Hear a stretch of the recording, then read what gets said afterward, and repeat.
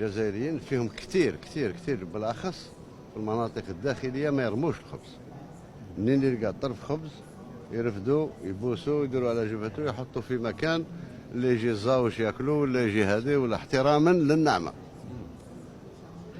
احنا نتمنوا ان شاء الله باش التلفزيونات والجرايد الصحافه في حمله وطنيه تحسيسيه ما تدخلش غير انتم.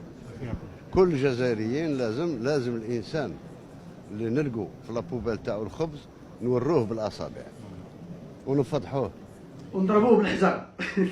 اللي لقينا عليه الخبز الحجر. اللي ما شد الصف. خوتي المغاربه، هاشتاغ العهده الثانيه لفخامه الرئيس تبون راه بدا الحمله الانتخابيه ديالو، وهذا هو البرنامج ديالو، انه غادي يدير واحد لجنه الاخلاقيات للحفاظ على الثروه القمحيه بعد موسم الحصاد الناجح. خافوا يمشي ليه هو يقول لهم حافظوا على الخبز. دابا رئيس دوله ما سال كاع المواضيع. كون كانت شي جمعيه للتربيه ولا شي حاجه انا كاين باس متفق معك، ولكن رئيس دوله والصحافه وتيهضر على الخبز الى لقاه ندير لجنه نتهموا بالاصابع. شحال الحاله الجزائريين؟ والله هذا هو الرئيس اللي خصكم.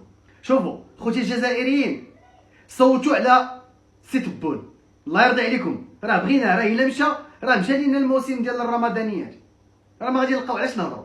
والله الا خالق لينا الرواج. شتيها بحال هذا، وتا في سبيطار الحماق ما عندناش. بويا عمر هذا.